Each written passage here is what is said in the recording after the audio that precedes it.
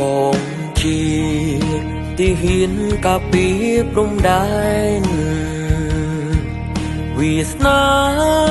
បត់បែនបានជួបស្រីថ្លៃទាំងអូនតូចទៀប